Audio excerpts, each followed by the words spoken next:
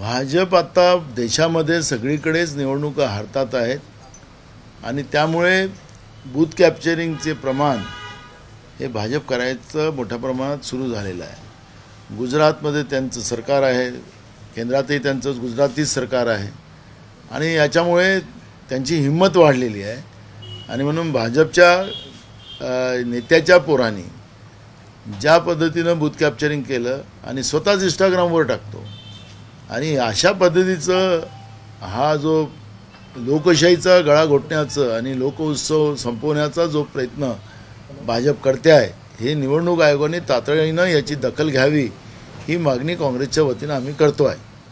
1993च्या बॉम्बस्फोटातील आरोपी इब्राहिम मुसा जो होता तो अमोल कीर्तीकरांच्या प्रचारात दिसून आला, तसे व्हिडिओ व्हायरल होताना दिसले।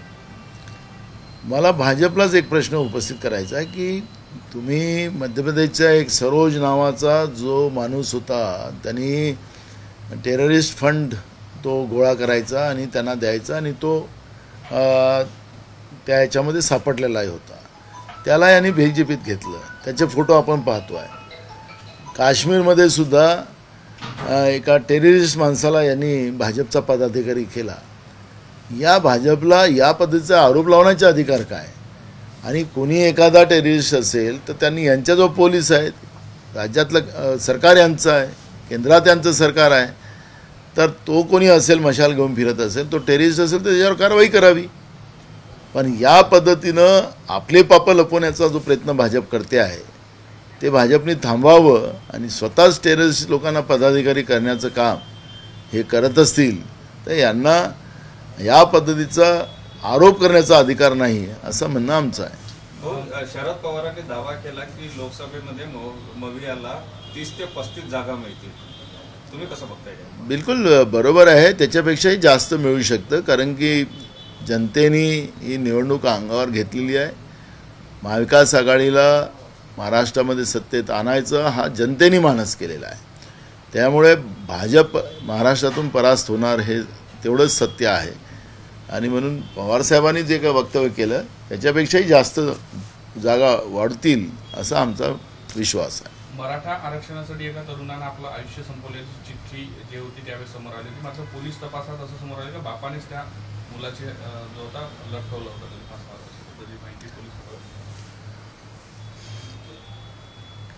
काही गोष्टी आपल्या अंगावर येऊ नये म्हणून सरकारच्या आधारावर आणि सत्तेचा आधार घेऊन पोलिसांकडून कसे खोटे आरोप तयार करायचे त्याचा प्रयत्न सुद्धा सत्तेमध्ये बसलेलं भाजपचं सरकार करताना आपण पाहतो आहे।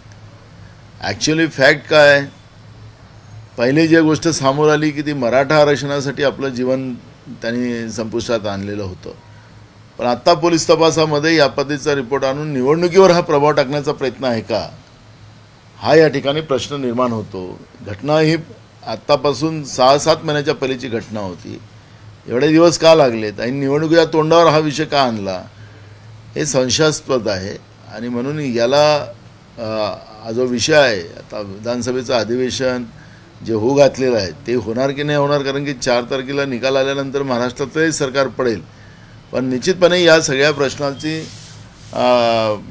फेर तपासणी व्हावी ही भूमिका काँग्रेसच्या वतीनं आम्ही करतो आहे। महाराष्ट्रामध्ये भ्रष्टाचारानं पोखरून गेलेलं हे सरकार आपण पाहतो आहे।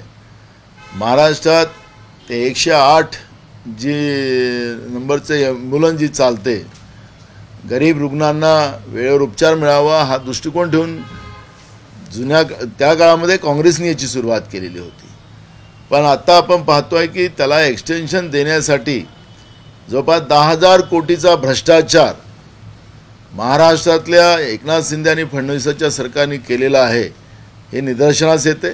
सामान्य रुग्णाला वेळेवर उपचार मिळवू नये आणि ते तडफडतच मरावे अशा पद्धतीची भूमिका आहे। जी कंपन्यांना यांनी काम दिलेलं आहे ती ब्लॅकलिस्टेड आहे, अनेक राज्यात ब्लॅकलिस्टेड झाली आणि तरीसुद्धा महाराष्ट्रामध्ये त्याला काम देऊन जवळपास 10,000 कोटीचा भ्रष्टाचार केलेला आहे। याम नावाची एक योजना रस्ते विकासासाठी येत आहे आणि त्या माध्यमातून यांनी एक अलग महामंडळ केलं, ज्या महामंडळाचा प्रमुख ब्रिजेश दीक्षितला केलं, ज्याला मेट्रोमध्ये भ्रष्टाचार कसा करायचा त्याचा एक मोठा अनुभव आहे. आणि याही ठिकाणी तसंच आता या रस्ते विकासाच्यासाठी एक वेगळं एक मंडळ तयार केलेलं आहे. त्याचा अध्यक्ष ब्रिजेश दीक्षितला केलेला आहे.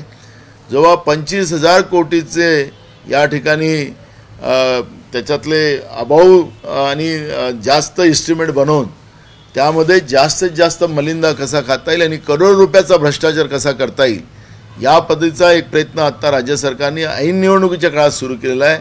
उद्या त्याची टेंडरची प्रक्रिया आहे.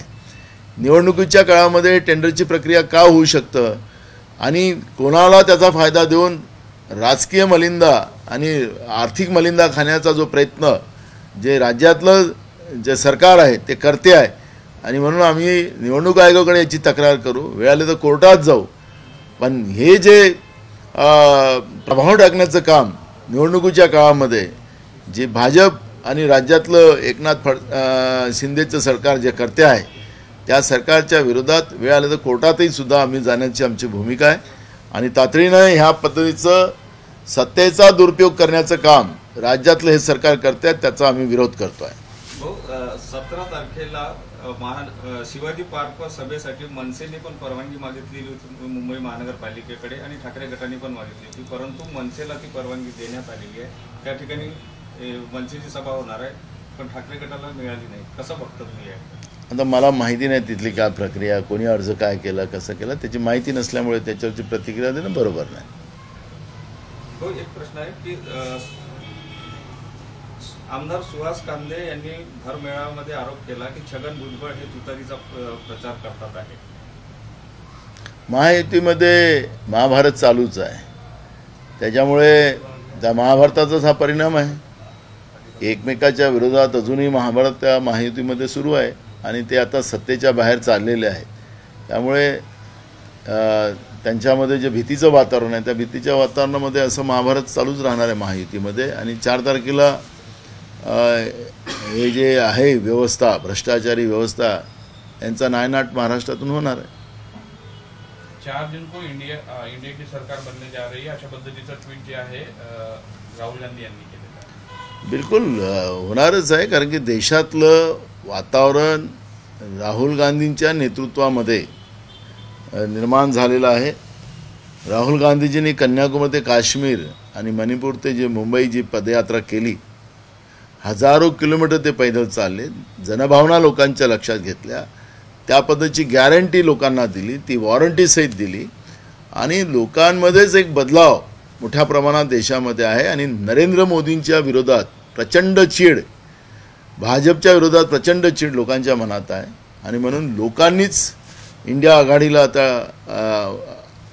आपल्या हृदयात आणि मनात बसवून त्या पद्धतीने या निवडणुकीला पुढे जात आहे. आणि म्हणून हे बदलावचे वारे पूर्ण देशभरामध्ये पाहायला मिळतात आहे.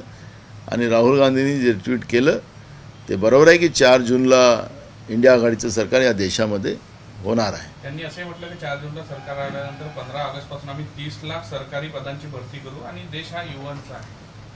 बिलकुल आहे. आज जगामध्ये भारत देश हा युवकांचा देश म्हणून याला लौकिक मिळालेला आहे. आणि त्याच्यामुळे युवकांचा अपमान आणि त्यांना बेरोजगार करण्याचं पाप जे नरेंद्र मोदीच्या आणि भाजपच्या सरकारने 10 वर्ष केलं, त्यामुळे युवकांना न्याय देण्याची भूमिका ही आमची प्राथमिकता आहे. शेतकऱ्यांना न्याय देण्याची ही आमची प्राथमिकता आहे. महिलांना न्याय देण्याची आमची प्राथमिकता आहे. गरिबांना न्याय देण्याची ही आमची प्राथमिकता आहे.